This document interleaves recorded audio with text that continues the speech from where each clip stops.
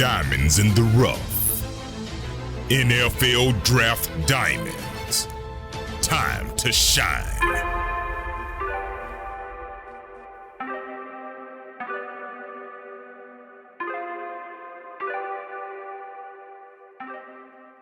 Hi, my name is Jimmy Williams with NFL Draft Diamonds, and we are presented by the Hula Bowl. Today I have with me a true diamond in the rough.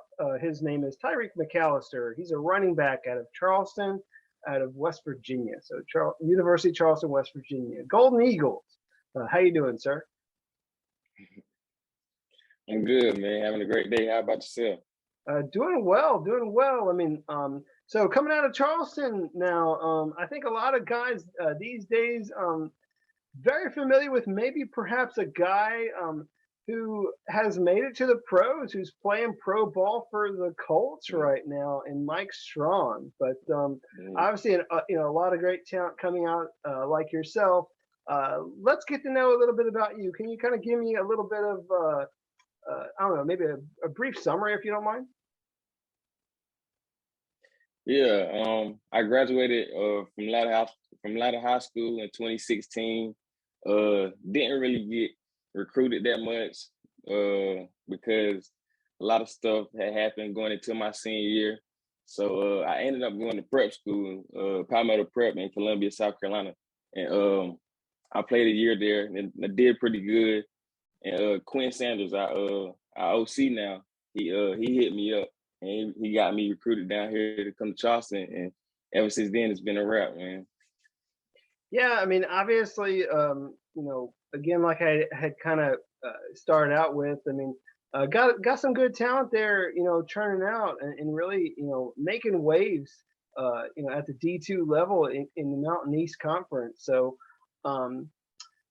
Tyreik, I have you in my notes, about 5'11", 180, 185 pounds. Actually, if you look at their website, they actually have you listed as a wide receiver, but I don't really see you as a wide receiver right now. Tell me about you as a prospect. When I came in, actually, my freshman and sophomore year, I was playing receiver. But my coach at the time, Paul Johnson, he going into my junior year, he felt like we wasn't getting me the ball enough, so he decided to make a change. Well, himself and me decided to make a change to running back to see if I could get the ball more. And ever since then, man, it's been great, man. I had two pretty good years. My first year, well, my first time actually ever in my life playing running back. So it felt natural, man. It felt like I was supposed to be there, but I still feel like I can still go out and play wide receiver and run every route in the route tree if need be. So you're saying 2019 was your first year playing? Is that true? My first year playing running back ever.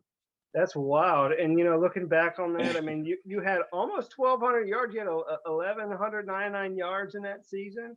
Really just kind of exploded with that. So tell me about you as a running back. I mean, what kind of running back do you feel like you are? I mean, have you ever done any sort of comparison maybe as to like somebody that a lot of people know like at the next level? Yeah, I really see myself as like a speedy scat back, you know what I'm saying, who get out the field, who get out the backfield, still catch the ball. But a lot of my teammates try to compare me to like Alvin Kamara's type, Chris Johnson, late Chris Johnson. He was pretty good. So that's what I see myself as. Yeah, and almost kind of like Christian McCaffrey a little bit, because again, like, being a former receiver turned running back, I feel it's kind of interesting when you have a guy who you can really trust at, being a receiver. Right. I also know that you've taken a few, returns there on special teams as well, whether, kick returns or punt returns. How comfortable are you doing that? I'm very comfortable, man. They put me back there. A lot of times they like to put me back there when needed because they know I'm such a big part of the offense. So they just put me back there when needed. But I feel like I'm very dangerous back there with the ball in my hand. So I can do that too. Yeah, I know they haven't done it too much, but I think part of the reason is, they want to save you out there for all the offensive plays. So they just kind of want to make sure that, you're healthy when it counts. So I Right. completely get it. I want to say, Tyreek, that you were recently named conference offensive player of the year. Does that sound right? How you Yes, sir. That's it. how you feel about that? How does that go over with you? Man, that's a blessing, man, because that was one of my goals coming into the season.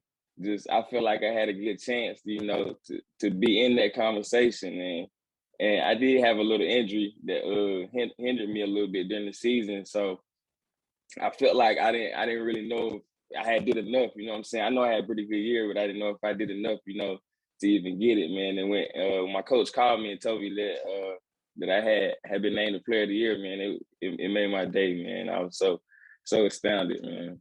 That's awesome. Well, Tyreek, with a lot of small school guys that I talk to, I try my best to kind of bring up the COVID year, 2020. This pandemic has really hit everybody really in its own way.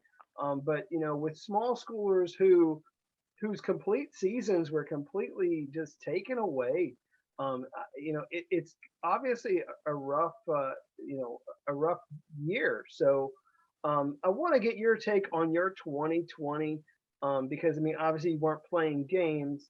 So tell me maybe, what you were doing during that time and how you were staying motivated. Yeah, that was a tough time for me, man, because that was supposed to be going into my senior year, but we just had to take a step back, man. So during that whole year, we just stayed in the weight room extra hard, stay in the weight room, stay on the field as much as possible, as much as we could. Just try to get better each and every way that we could. You know what I'm saying? We watched film, just try to see where we could get better at. So that's what we did for the majority of the year. Gotcha. Well, I mean, let's talk about that a little bit. As you're trying to, better yourself just kind of regularly, like as you're, preparing for an opponent on the weekend. Tell me about that process, whether it be in the film room or the weight room. Give me maybe an example of how, your film study has really helped you in a game time situation. Yeah. So from what we like to do, like say we have a game on Saturday, like maybe Sunday, Monday, we like to get in the weight room, start off in the weight room strong, and then like during the week, as the week goes on, we like to watch film before we go out to practice, and the film really helps because our coaches break down like a lot of specifics of like what teams like to do. So we just watch that and we try to do our best to just be the opponent, be better than the opponent. So Gotcha. And obviously, even though you're maybe not the biggest guy out there, you're no Kenny Randall, but I mean, you still got to hit the weight room a little bit. Talk to right. me a little bit about you, there in the weight room and how you're able to get things done. So maybe what's like your favorite lift? My favorite lift would be squatting, man. I love to squat. I think legs is the most important part of my body. You know what I'm saying? I like the bench as well, but I think squatting is where it's at because in the past, I've squatted over 500 pounds. So that's what I hang my hat on when it comes to the weight room. Yeah, and I mean, again, it's not like you're 250, 300 pounds. So, I mean, people don't really expect Right, you to get these gaudy numbers, but even getting what you had mentioned, I mean, is a decent number. Shoot, I mean, you're only 180 pounds, 185 right, pounds on a good day. So, I mean, right, hey, you got to be proud of what you can get for sure. So, uh, right. gotta love it. Um, Tyreek, I tell you one thing that really kind of led me to you as a prospect, and that was literally the last game you played in 2019, where you absolutely Mm-hmm, destroyed West Liberty. Um, I cannot mm-hmm. tell you how much that just, put me in awe about what you were able to do out there. 355 freaking yards against this team. How in the world were you able to put up these Madden-esque type numbers, man? What was the cheat code that day, man? What'd you do? Man, listen, this is the story behind this. I knew coming into the game I needed maybe like 100, 180 yards to get to 1,000. So I was just real focused on just like getting to 1,000 because that was one of my goals. And my Coach Paul Johnson at the time, man, he came to me before the game. He said, "Look, man, you need 180 yards to get to 1,000, and I'm gonna give you the ball."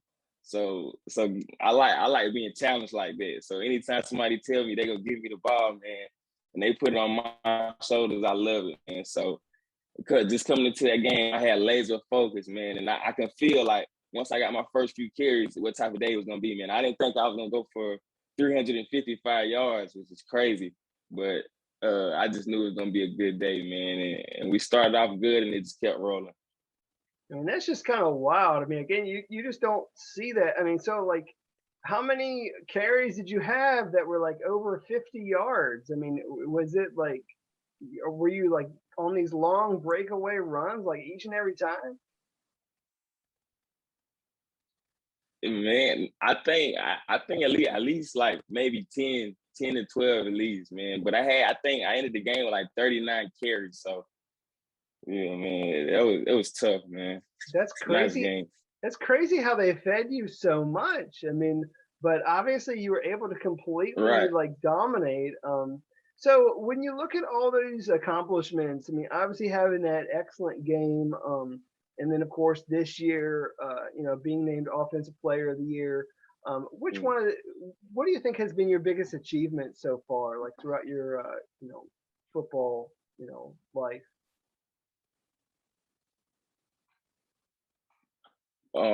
My biggest achievement, uh, yeah, I think it would be Player of the Year because man, that was just a blessing for me, man. So I I never had a Player of the Year before, and it was something that I always wanted, man. And just hearing that last week, man, it was I loved it, man. So I think that'll be my biggest achievement so far. Awesome. So going back into your history a little bit, again, just to confirm your, blazing fast speed, I Mm. I found that you were a pretty good track and field runner. So talk to me a little bit about your experience running track back in high school, and maybe how Mm. that's kind of helped you as a football player. Yeah, man. Ever since when I got to high school, man, my football coaches used to be on me like, man, you need to run track. Run track is gonna help you a lot. You know what I'm saying? But I really pushed it off until like my junior year. So my junior year, I started running track, and I was really like odd. It was like different for me because I had never done it before, man. But going into my senior year, I got really good at it. So my senior year, man, I got all the way to the state championship, to the state finals. And I ended up running like a 10-6. I still came in like second or third, but track has helped me tremendously in football, man, because you see me a lot. I like to break away long runs, man. I don't like to get caught. So track has helped me a lot with that. Gotcha. So, have you done a 40 recently? You know where you're sitting? Because I kind of get this feeling that you're a 4.4 guy. Hmm.